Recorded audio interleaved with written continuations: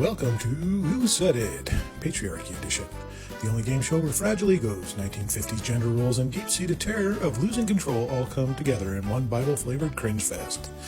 You see, for centuries certain men have sat comfortably at top of the power pyramid, and nothing scares them more than the thought of someone else holding remote control to their lives. So tonight we pull back the curtain and let their own words do the talking. All right, contestants, which man of God described a woman's purpose like a real estate listing? Knowing that his Pen 15 would need a home, God created a woman to be your wife. Who said it? Yep, that's Pastor Mark Driscoll, proving once again that some folks' theology is just a long, uncomfortable pickup line. Next up, who said women in leadership mean the country's in trouble? If women are in charge, we are in trouble. It's a divine judgment on a nation that its young and its women are in power. Who said it?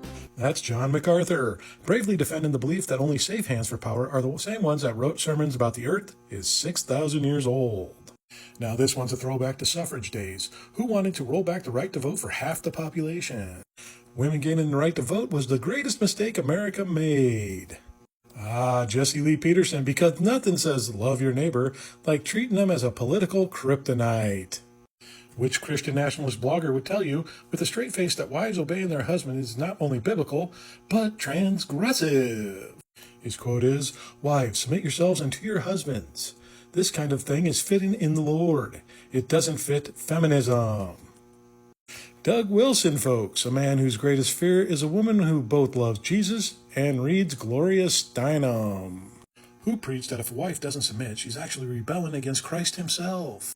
His quote is, "It is the Lord's will that wife is be submissive to her husband. If she refuses, she's in rebellion against Christ." That's R.C. Sproul, turning marriage into a military chain of command where Jesus is apparently the drill sergeant. And finally, who preached boiled down a woman's purpose to being a helpmeet, home manager, and ruler of the domestic kingdom. And his quote is, "God's design for women is a helpmeet for their husbands, a home manager, the ruler, the keeper, the maintainer of the home." Kevin Swanson, because nothing screams secure in my masculinity like being terrified of a woman with a career. Here's the thing. These aren't harmless old-timey quotes. This is the language of fear.